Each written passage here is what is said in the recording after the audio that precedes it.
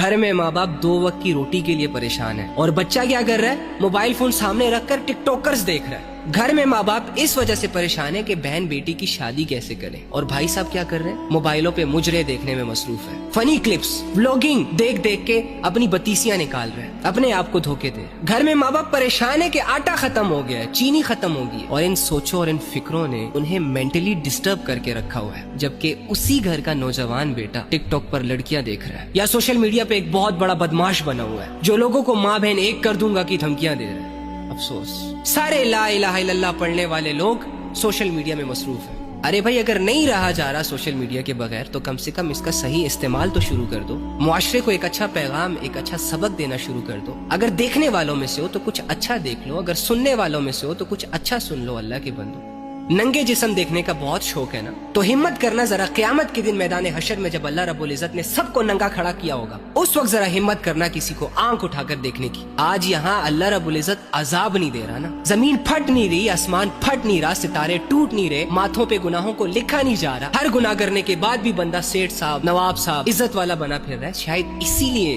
ہمیں پر لگے ہوئے ہیں، لیکن یہ پر بہت جلدی کٹنے والے ہیں۔ یہ روح اور جسم کا تعلق عنقریب جدا ہونے والا ہے، پھر حسرتیں کریں گے، ہم رو رو کے ہم گلے پھاڑیں گے، لیکن واللہ نہ ہمارے آبا و اجداد واپس آئے ہیں اور نہ ہم واپس آئیں گے۔ کچھ ہوش کر لو۔ اگر اللہ کہہ رہا ہے کہ توبہ کرنے کے بعد گناہ معاف کروں گا، اس کا مطلب ہے کہ کرے گا وہ معاف۔ اگر اللہ کہہ رہا ہے میرے لیے زندگی گزارو گے تو تمہیں جنت دوں گا، تو اس کا مطلب ہے کہ وہ دے گا جنت۔ شیطان ہمیں یقین نہیں کرنے دیتا، کیونکہ اگر ہمیں اللہ پر یقین آ گیا نا،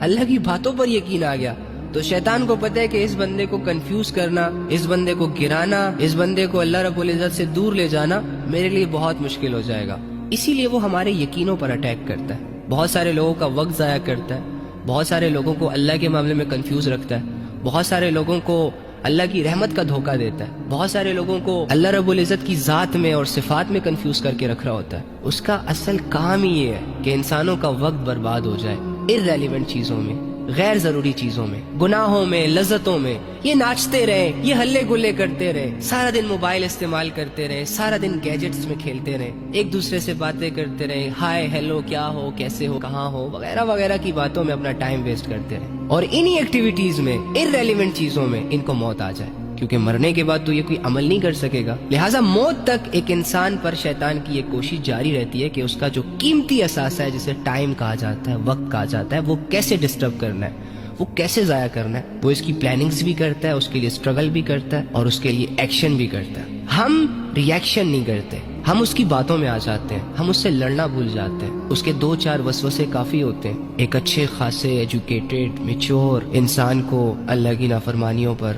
اتارنے کے لیے، اللہ سے گمراہ کرنے کے لیے، گناہ کروانے کے لیے۔ تو ہمیں بس کر دینا چاہیے، مزید بے وقوف نہیں بننا چاہیے۔ جسے لگتا ہے کہ اس کا کوئی نہیں ہے، جسے اپنے غم بہت بھاری بھاری لگ رہے ہیں، اے وہ انسان جو راتوں کو چھپ چھپ کر رو رہے ہو، اے وہ انسان جو اللہ کو پکارنا چاہ رہے ہو لیکن اپنے گناہوں کی وجہ سے اور اپنی غفلتوں کی وجہ سے جو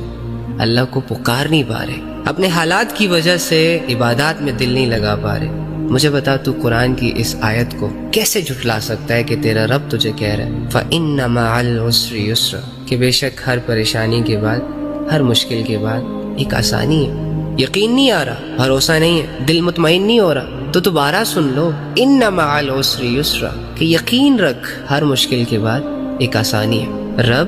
رب ہو کر جو جھوٹ سے پاک ہے، ایک بات کو 2 دفعہ ریپیٹ کر کے تمہیں یہ یقین دلانا چاہ رہا ہے کہ میرے بندے یقین کر،